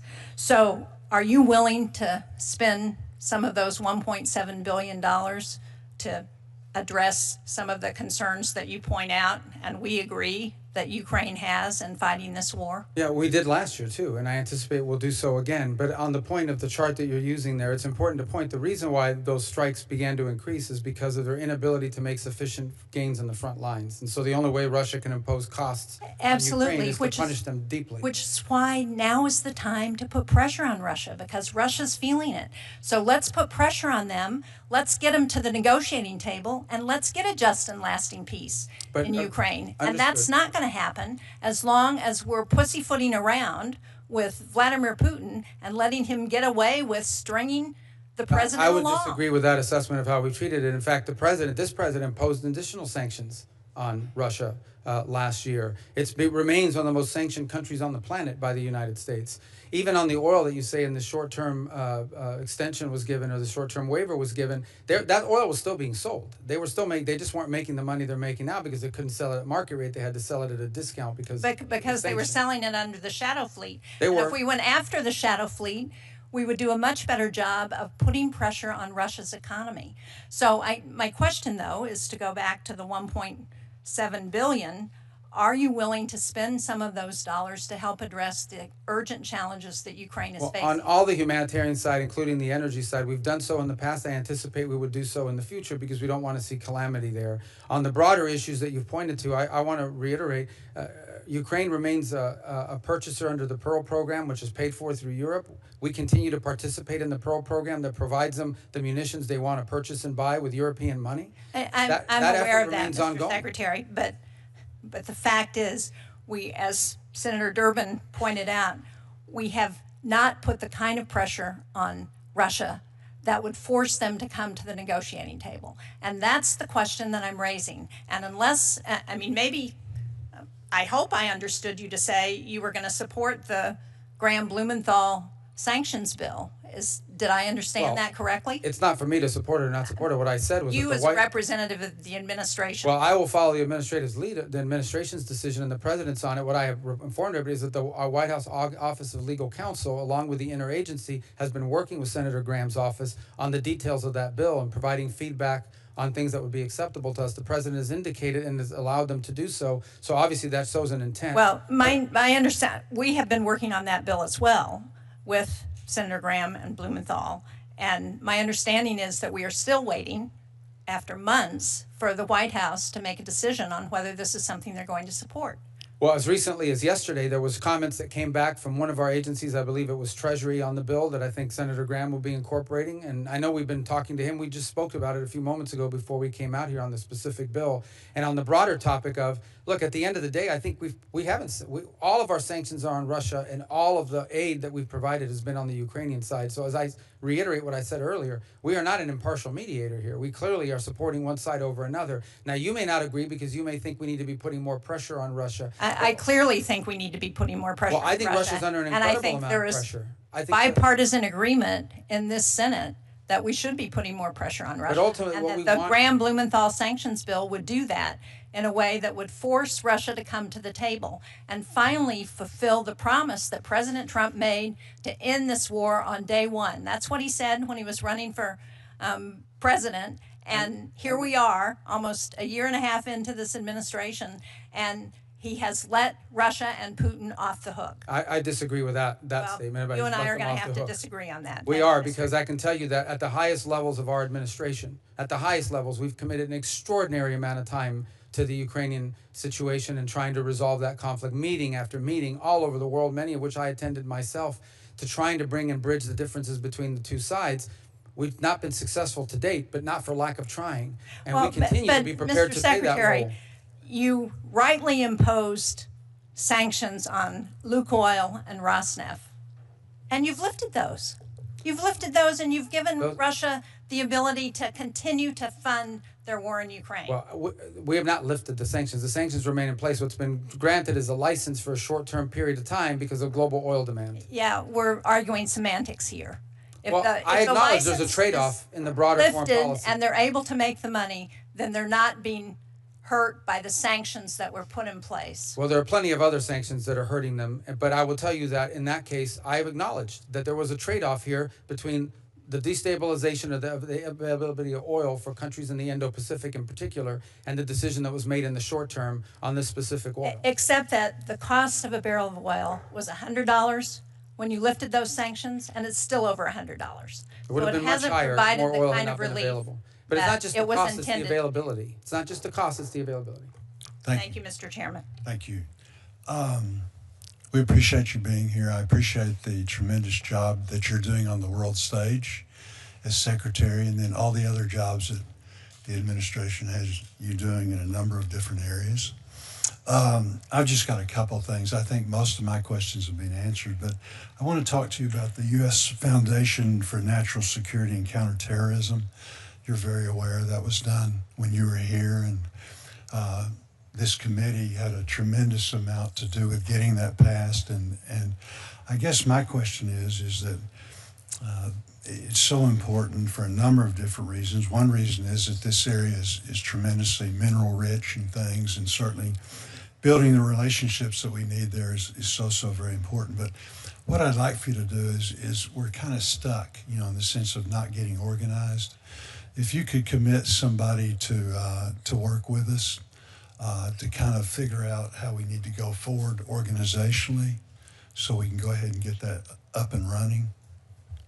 Let me tell you something. I've had 4 hearings in 2 days, and in all 4 hearings, this one has come up. So I assure you that we're watching it very closely. Look, I think the issue there has been the appointment of the board members. You're aware of that. Yeah. I think there was an initial list that was produced by the personnel office at the White House that vets all these appointments. There were maybe the suggestions that came from Congress. There was some trade-off on that. So I think, and I commit that we're going to engage the personnel office at the White House to produce new names, maybe suggested by Congress, so we can get that board stood up once and for all. So I don't have to keep answering questions about the board. No, I understand. But I think that illustrates that, it has wide support in Congress, and it's understood. Yeah, I was here when it passed. Great public-private partnership. It took a long time to get done. So understood. We appreciate that. The other thing I'd like to talk to you about is the Fulbright scholarship program. I'm always amazed in traveling. You sit down and you visit with everybody from the Prime Minister on down, and it's amazing the number of people that have gone through that program, specifically that program, but many other programs where they've come and studied in the United States, very, very familiar with our culture, and are almost, it's so very helpful that you've got that frame of reference as you start visiting with them. So what we'd like to do is continue to, expand those, or at least, continue as we're doing now as we go forward and support those programs. So can you talk a little bit about the importance of those and how we can be helpful? I think you've pointed to the reason why, and that is I think you see that in multiple realms, not just in Fulbright, but any time that some foreign leader or somebody that's prominent in a government system or in a country has had experiences in the United States, whether it's studying at our universities or attending one of our military academies or a National Defense College, or training of some sort, it proves to generally be positive. Not always, but generally to be positive, and it creates an interlink there that's very powerful and very positive. So I think identifying future leaders of other countries early on while they're young, allowing them to have exposure to U.S. culture, society, and the way we do business here, I think generally speaking is a positive and something that we want to be able to continue to do within, the constraints that we face, budgetary and otherwise. But generally speaking, you have no argument from me that interacting with people that have had these experiences through Fulbright and other opportunities is a net positive. Good, very good. Senator Coons. Thank you very much. Thank you, Chairman Graham, and thank you, Secretary. I'm just going to continue this. One of many things that Senator Graham, Senator Bozeman, Senator Moran, and I have worked on over many years is the U.S. Foundation for National Security and Counterterrorism.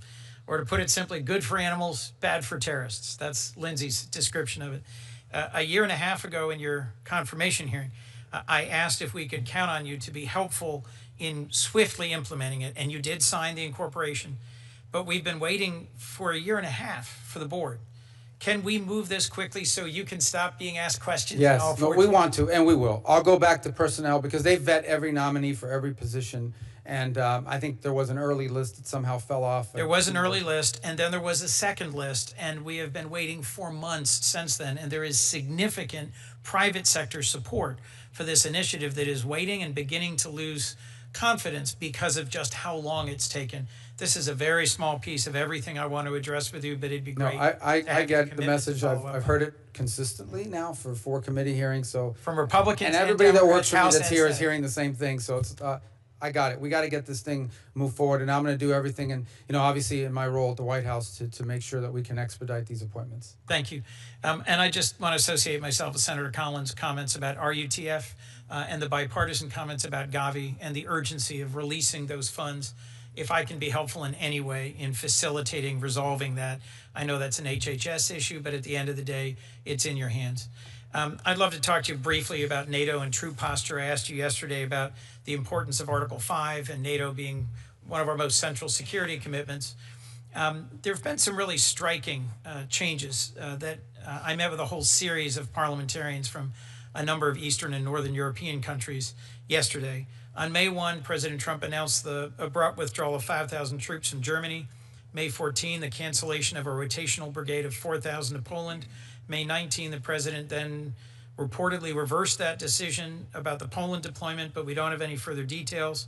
And I just learned yesterday about there being no plan to replace the 1,000 troops in Lithuania who just finished one of those heel-to-toe deployments. As you may know, 4 Americans were killed in Lithuania in a training accident. I was at Dover Air Force Base along with senior leaders in the administration and a bipartisan group of members of Congress to receive their remains, and was really stunned. The people of Lithuania formed a human chain from where they left to the airport, miles and miles, to celebrate their service. We have great and close allies in NATO, but because of some comments that have been made by the president and others about Greenland and Denmark, because of some of these troop rotations, they really lack confidence in us. As you know, there's a provision in last year's NDAA that prohibits the administration from lowering the number of troops below 76,000. And with these latest troop realignments, we're getting dangerously close to that. Will you commit to following the law and sustaining U.S. troop levels in Europe at a minimum of the statutorily required?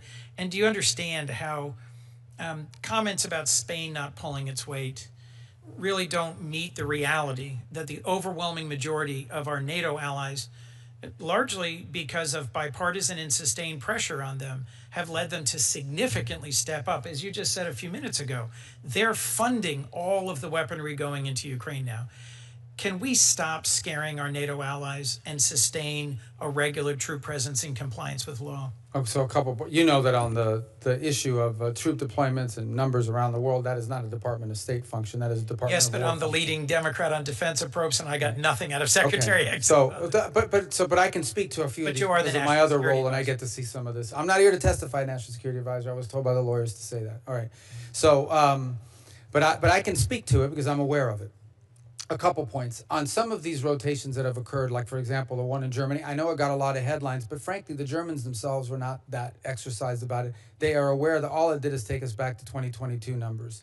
So they knew this was not a surprise to them. This was ongoing and it was planned. What was a surprise is that it hit the media before they had been informed of it formally, but they were aware of that front. In the case of Poland, you rightly pointed out, there was this short-term rotational withdrawal, but the president wanted to make it clear that our relations with Poland are very solid, and therefore made the announcement the following day as I was arriving at the foreign ministers meeting of NATO in NATO. What I will tell you, and I can say, but I can't speak with specificity because it's not our department, is we are constantly reevaluating our force posture all over the world, because just as NATO wants us to have X number of troops in Europe, the Indo-Pacific wants to make sure we're not going to leave South Korea, we're not going to leave Japan. And our partners in Africa now, for example, in Nigeria and other places, want to know that we're committed to the counterterrorism mission. And our allies in the Middle East want to know that now we're not going to leave them because some base got hit by a drone. And in the Western Hemisphere, we have growing cooperation and a desire. So the Pentagon and the Department of War have to constantly take extraordinary, but still limited resources and allocate them around the world.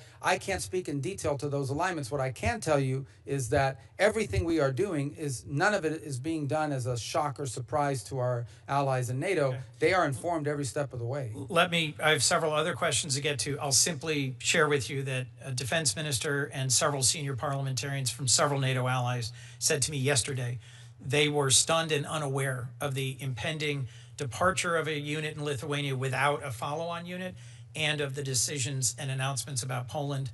Let's just agree that NATO's critical, and we're going to work harder to make sure they understand. I also want to associate myself with the comments about pressure on Russia. Finally getting to yes on this sanctions bill, and this is me and Secretary Hegseth, delivering the interceptors that Zelensky is begging us for, would put that pressure on. Let me ask you two more things about Venezuela and about the global health compacts and the SIVs, and I'll be quick. I was encouraged to hear you say that we need to make progress towards elections in Venezuela. I couldn't agree more. I recently joined a bipartisan group of senators in meeting with Maria Machado. Can you give us any sense of a concrete timeline or plan for when some of the 400 political prisoners will be released, for when there will be reforms to the Supreme Tribunal of Justice, the Electoral Council, and when we can expect elections? Well, all of those are topics we discuss with Venezuela every single day. As you know, and I outlined this when I appeared before the Foreign Relations Committee back in February after that operation. It's a three-phase process. Stabilization. We didn't want to see civil war. We didn't want to see mass migration. I think that's largely been achieved. There's a little bit more work to be done there. Recovery, and part of that recovery is building the institutions that make it possible to have an election. It's not just the Electoral Council, which is critical, but it's not just that. You have to have independent media that can operate. Yes. And while we've seen signs that that's happening, that needs to be sustained. Political parties and individuals involved in them need to be able to, at some point, either to return or those who are already in the country have to be able to organize. They have to be able to open offices, field candidates, start to do all the work that it takes to create the conditions for an election. That's critically important as well. And that one we're following. It's one of the reasons why these direct flights into Venezuela were so important, because now people can go and interact directly, even if they're not yet living full time in Venezuela. But we have more work to do. We raised this. I just remind everybody, Maduro was grabbed days. 5 months ago. Yep. Not 5 years ago. So we've come a long way in 5 months. Mr. Secretary, I know you are passionate about democracy. I just hope that we will move past this current interim period and towards democracy and free and fair elections and achieve the possibilities of Venezuela, and not leave the unfortunate image of putting extraction and oil and gold and emeralds first and the people of Venezuela second. And I'd love to work with you on that. Two other points quickly. The 32 global health compacts that you referenced, we have no implementation plans. And seeing the details of how they're being implemented would be very helpful. As you know, I've long been close to the Kenyan government and the Kenyan people. We're asking them to take on Ebola treatment, which is getting a very rough reception. There's also real tension in some of the data details around these health impacts. And there is evidence, there's data from state that there's less treatment, less testing, and less prevention overall. And I need to better understand the role of the CDC and how these health compacts are going to actually achieve your laudable goal of more aid to more people faster. Yeah. Well, Can we work on these details? Yeah, of course. But on the implementation, remember, you reach a compact, and now the implementation is part of the compact. You have to work on that in collaboration with the host government. Right. So as those plans become available, as those plans become finalized, you'll have insight into those. You'll be able to see that. In the case, just to correct one point, we're not actually asking Kenya to set up treatment for Americans. I think the one that's been very controversial is a misunderstanding. There is a facility that the Kenyans are allowing us to open. If there are any Americans that are exposed, yes, potentially exposed, they will be transferred to this facility for observation. If they test positive at any time while in that facility, we will remove them from Kenya and send them to the nearest treatment facility, either in Europe or in the United States, to be treated for Ebola. But what's been controversial is no one wants to see that people are coming into There's never been a case of Ebola in Kenya. They don't have the domestic capacity to deal with it, and there is alarm that I would love to work with you on to address. I'll follow up with you about your offer yesterday to work on SIVs.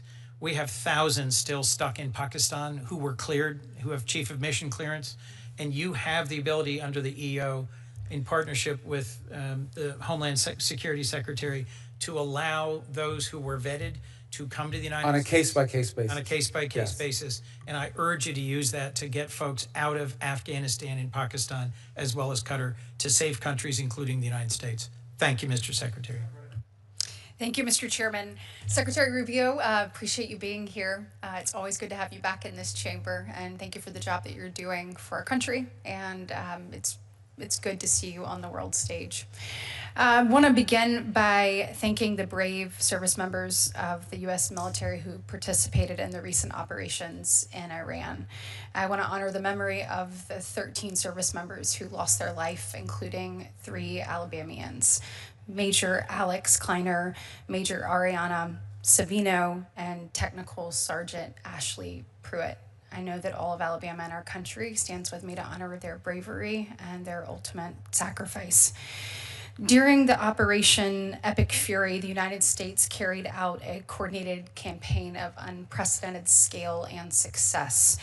Prior to those operations, we know that Iran refused to meaningfully come to the table with regards to negotiations with their nuclear enrichment, their terrorist proxies, and their missile capabilities.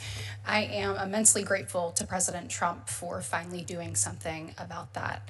47 years of terror needed to come to an end, and because of his decisive actions, we have an opportunity to actually see that achieved. I believe that because of these actions, we are in a stronger negotiating posture in this moment in time. But I believe that any agreement that we come to needs to have very clear red lines when it comes to nuclear enrichment, when it comes to capabilities and weaponization, and also Iran's network of terrorist proxies. Can you talk to me about how this administration's maximum pressure strategy and approach towards Iran has actually weakened Iran and its terrorist proxies and ultimately made the United States more safe and secure? I would start with what the purpose of Epic Fury was, and that is to deny them the conventional shield of missiles and drones and naval vessels and air defenses that would have allowed them to act with impunity, including on a nuclear weapon, but beyond that.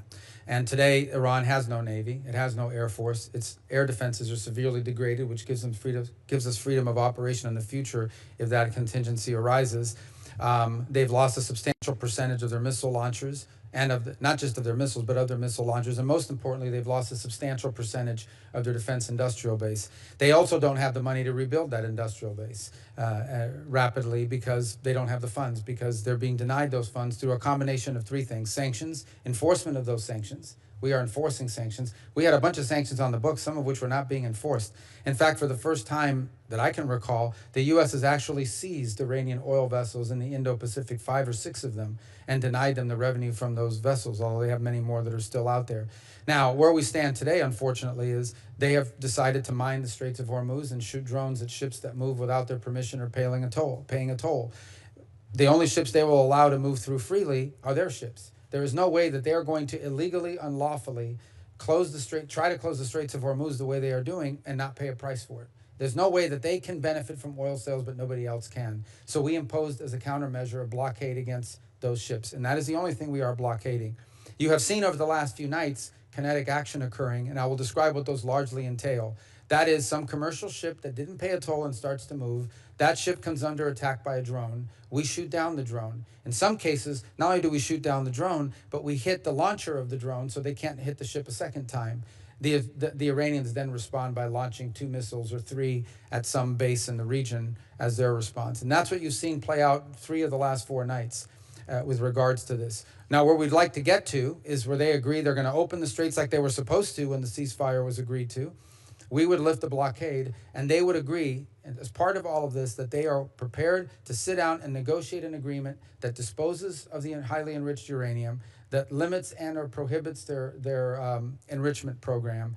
And in return, they would be able to have some, not all, but some of the sanctions that they are facing for their nuclear program potentially waived or reduced, but that would be only depending on what they give. They have to give. And of course, these things all have to be verifiable. The highly enriched uranium you can verify because when it's removed, it's removed. The enrichment monitoring is the one that's going to be critical for any deal to be successful.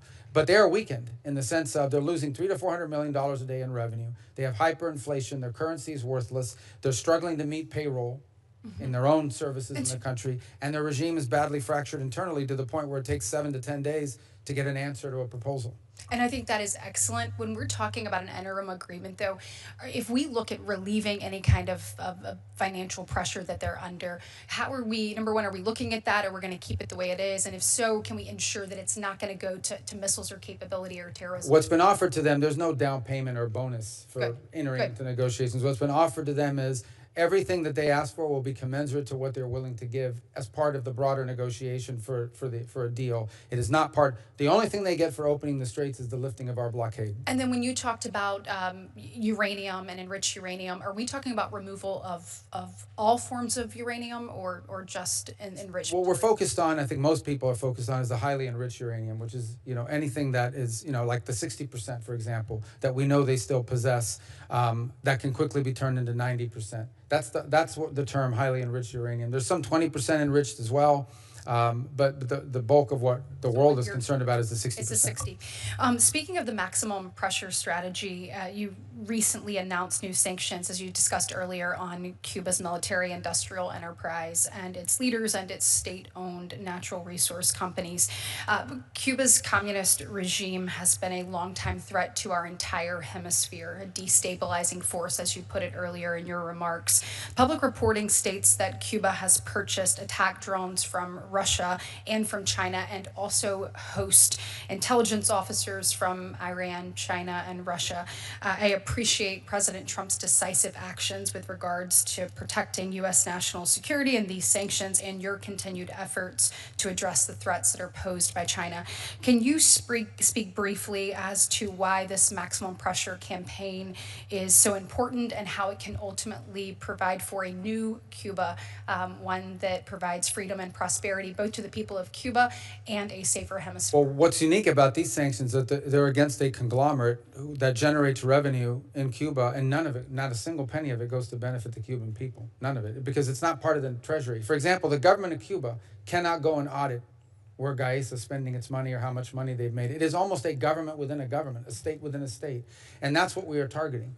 Because instead of that going to this conglomerate, that's what the Cuban people should be allowed to do. They should be allowed to own their small independent businesses. That's right. They should be allowed to be in business in that regard and not allow this state within a state to continue to empower itself at their expense. This is a country that literally, doesn't invest in their own energy plants and never has. Meanwhile, they're sitting on $18 billion in this conglomerate of assets that they should be using to benefit the Cuban people, and they are not. So those sanctions are targeted at this conglomerate. Excellent.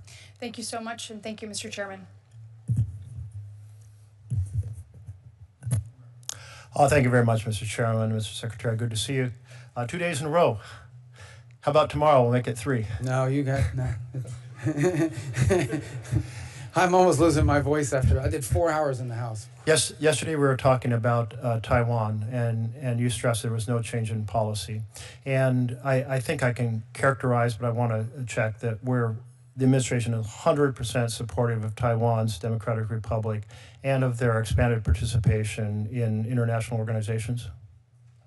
Yeah, and we've actually advocated for them to have a seat at different forums in which they've been denied in the past, sometimes to some success, sometimes to not success. Thank you. I really want to emphasize that message to those who are fighting to sustain their republic in Taiwan. I was listening to the tale of the 2 blockades. The deal now on the first stage is they lift their blockade, we lift our blockade. And that takes us kind of back to the status quo, and then we engage in these other issues. But I believe what I've heard you or others say is that Iran is saying, hey, that's not enough for us. We want you to lift some of the sanctions that we're under. We want to unfreeze some of the funds that have been frozen by the United States. And I've also heard on the United States side that we want to make sure that they end their support for proxies, which of course we all want to see. But is that part of, are there things other than freeing up the Strait of Hormuz that are our requirements for lifting our blockade of their ports? No. So the only reason there is a blockade is because of what they've done in the Straits, right? The fact that they are telling the whole world, we will not let your ships through unless you pay us a toll. And we can never accept that. We can never accept a tolling system in the Straits. If we accept that in the Straits, it will be replicated in multiple places around the world. It'll become a new status quo. Everyone will want to do one. But the only reason there's a blockade is because they've mined the straits and are shooting drones at ships. So they need to stop doing that. They need to cooperate with the removal of the mines. And if point they do taken. that, then the blockade comes off. Going on to the second part about the nuclear materials. In the end, I picture that they're going to agree not to enrich for a period of time. They're going to agree to enrich to very low levels after that, sufficient for medical research or so forth. They're going to put their more highly enriched uranium in some custody that we can verify. And that starts to look a whole lot like the JCPOA. What's different about what you're trying to achieve or the U.S. is trying to achieve in terms of the nuclear materials? Well, two things. First of all, that is not our position that they get to enrich for some period of time or get to enrich, at a certain level. That certainly may be what their position they'll argue for, but that's not our position. Our position is if what they want is a civil nuclear program, they can have it without enrichment. And they can certainly have it without enrichment buried deep in a mountain somewhere. I mean, if this is civil nuclear, why do you need to bury it in a mountain? So that's our position. That's the position we stated at the outset. And I think one of the main differences is JCPOA, and actually the limitations on the enrichment to 3.67 would have been expiring this year. JCPOA would have been expiring right now. We're not interested in something that expires in 5 or 6 years. We want it to be a long-term and permanent prohibition because they don't need to enrich. And of course, the other big difference is the removal of the highly enriched uranium, which was a factor that we think is critical in all this.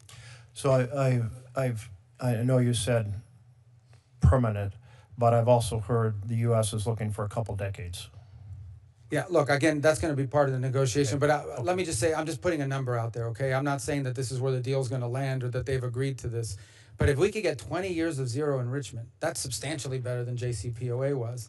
And the world will negotiate in the future. I take that. Okay, I want to switch to some concerns about the vision that Bibi Netanyahu has been expressing support for of a greater Israel. In an August 25 interview, he said he is on his, quote, historic and spiritual mission, unquote, and is, quote, very, unquote, attached to the vision of greater Israel. And when gifted an amulet described as a map of the promised land and asked if he connected to the vision of greater Israel, he replied, very much. Meanwhile, he has Finance Minister Smotrich, who says there will be expansion in Gaza that will extend our borders in Lebanon, to the Litani, in Syria, Mount Hermon, parts of the north, south, and east. This vision of Bibi Netanyahu driving a vision of greater Israel, is that a position that our State Department supports? Apart from just the State Department, I'll just say the administration. That what you've just described, and again, I'm just going off your words, is not the policy of the United States. We have advocated repeatedly and made very clear that we want the status quo, meaning that there not be additional actions taken in the West Bank that can destabilize the broader situation. Israel's actually acknowledged that they have no territorial claims in Lebanon. They're prepared to do so, I hope, in writing as early as today, but they've repeatedly stated that. We've also been very involved with them in Syria and in southern Syria, where they argue that they need to establish a security corridor because they're afraid that that will be used by Iranian elements to target them. And that's why we've gotten involved with the Syrian authorities to find a solution there where the Israelis don't have to fear that from existing. And in the case of Gaza, the 20-point plan that governs the ceasefire is pretty clear, and that is that Gaza is to be governed by an autocratic entity that's being formed as we speak, that has police officers that we're trying to train now, and an international stabilization force that creates the conditions for investment so that you can actually build an economy there and people don't have to live in rubble the way they do now in many cases. That's our policy. That's what we're pursuing. I can't speak to the statements people are making internally in their politics. Let me ask a little bit specifically about the West Bank. We have seen that settlers have been very aggressive in trying to separate Palestinian villagers from the source of water, from their orchards, their vineyards. Often the Israeli Defense Force has been more protective of the settlers' aggression than restraining. And when I talked with Bibi Netanyahu a couple years ago, he said our strategy is enclaves, Palestinians put into enclaves. Are we exercising our influence to try to discourage the aggressive settler action against Palestinian villages? But we've raised it repeatedly, and in fact, I've told them that this is an impediment, as I said, to some of the other things we're trying to work on, which we believe are in Israel's interests. And in fact, and to somewhat to their, I would say a little bit to their credit, they have stood up special units of some of their forces to take on some of these elements that include everything from settlers, but it also includes, for example, some gangs that come over from Tel Aviv of youngsters that carry out some of these acts of violence. And this needs to be addressed. These images are negative. They're not positive, and it's already a tinderbox over there. The last thing we need is to throw one more match into that fire, and that's the point we've made to them repeatedly on the West Bank. I appreciate you making that point, and I encourage us to press that very hard because it's a very unjust situation. And then I wanted to ask for you to press for reporters to be allowed into Gaza. I think the lack of any sort of transparency makes it difficult for the world to see what's going on, either to support anyone's arguments about the conditions. The international agencies report that it remains a challenge on nutrition, it remains a challenge on medicine and hospital capability. And I think that it would be very helpful to actually have some transparency in Gaza. Is that something you might be able to? Yeah, I'll take that back, obviously. I'm not, to be frank, I'm not exactly aware as to how many journalists are operating inside. I have seen news reports from different outlets that are from inside of Gaza, but I don't know how many have not been allowed in. I think virtually no international reporters have been allowed in, and many of the Palestinian reporters have been killed. So there's been, people getting on their cell phones and taking videos and sharing that as a source of information. But I think it's important to have credible international journalists present.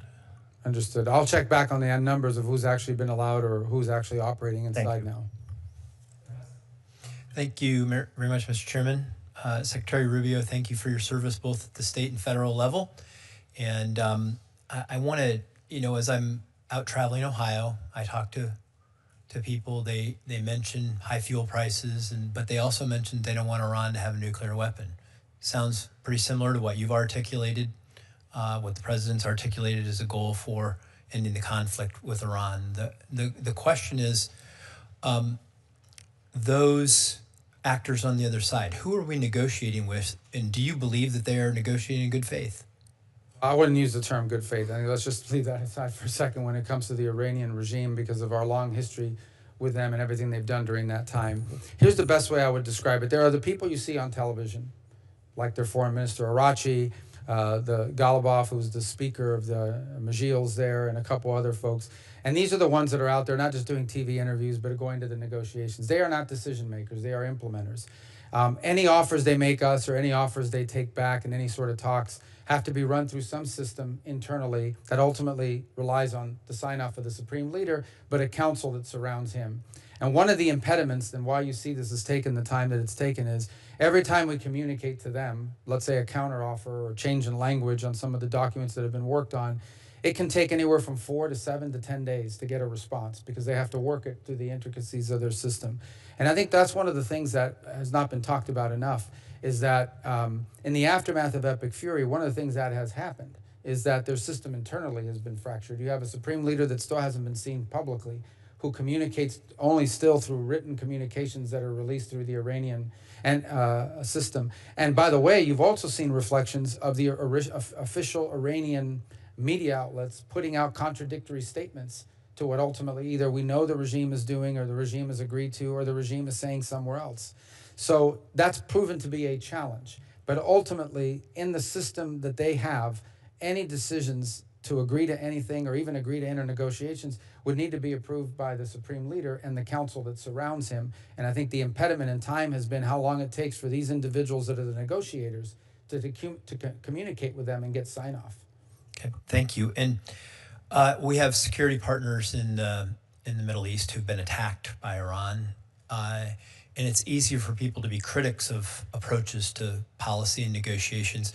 Are any of our security partners suggesting a different approach than what is currently being undertaken? No, by and large, we have found support. And I say by and large in unanimity. I think every one of the countries, if you were to poll them, would say if there's a chance to get the straits open by lifting the blockade and enter into a serious constrained, meaning well-defined ahead of time, negotiation on the highly enriched uranium and enrichment, I think that's an outcome they would like to see and have encouraged us to pursue. They understand our red lines, of course, and we're not going to get involved in negotiations that aren't going to be fruitful, and we're certainly not going to sign on to a bad deal. But generally, they've been supportive of the efforts we've been undertaking.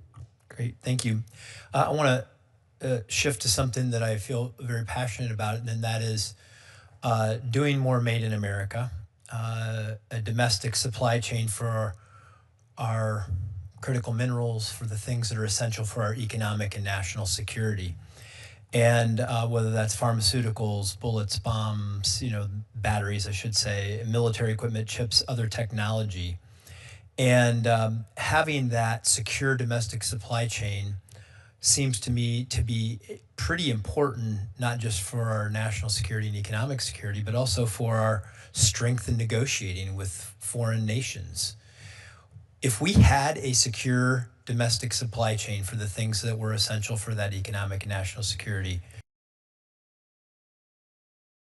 how much different would the conversation have been with China regarding Taiwan? Not just us, the whole world. I mean, we have a very different it's an incredible point of leverage. And it's truly due to negligence. In some cases, some of the things we rely on from China are things we invented. And we basically turned it over to them because businesses in America either sold the capacity to them or made a decision that we could get it cheaper from China, so why keep making it here?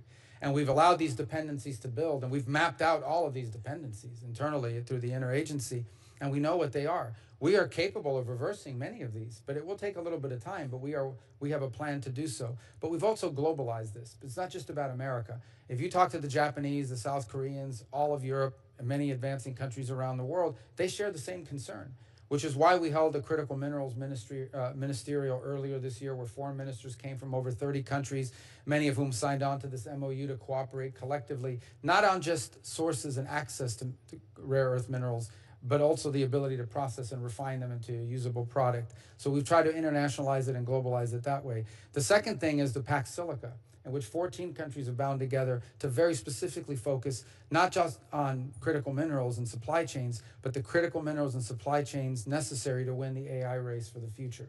And so that's been, ourselves and 13 other countries have signed on to that, been very successful, been spearheaded by Jacob Hellberg at the State Department, and it's an effort I think is going to grow.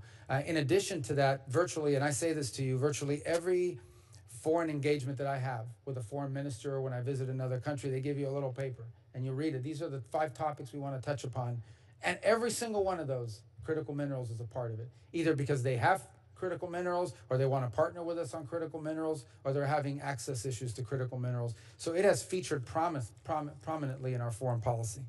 Well, I would just say this. I believe that the Trump administration can do a great service to the nation, the world, to if they fix one thing, in combination with your work and Ambassador Greer and Secretary Lutnick, it's to, within our time frame capabilities, to get a domestic or secure supply of that supply chain, because it is everything to those to our national economic security. I finally just will make a point for you, so you know, I represent the North Coast. I know there's the East Coast and the West Coast and the Gulf Coast, but as a Great Lakes state, I will take note of the fact that in the International Commission's account, there was a reduction, a significant reduction in commitment to the Great Lakes Fishery Commission, and Great Lakes very important to make sure we don't have invasive species and things like that. So I just ask that you take a look at that, and we'll work with you on those particular issues. Very important to our Midwestern states. Thank you. Thank you. You seem to really enjoy this. I'm amazed. 2 hours and just 2 hours and not a stutter or stumble. I don't know what you get for it, other than invited back next year. But you did a great job, Mr. Secretary. I'm proud of you. You really represented your department well. Questions for record can be submitted by close of business Friday, June the 12th. Ask the Department of State's OIG written testimony on their FY27 budget request be made part of their record. Thank you very much. Well done, Mr. Secretary. The hearing is adjourned.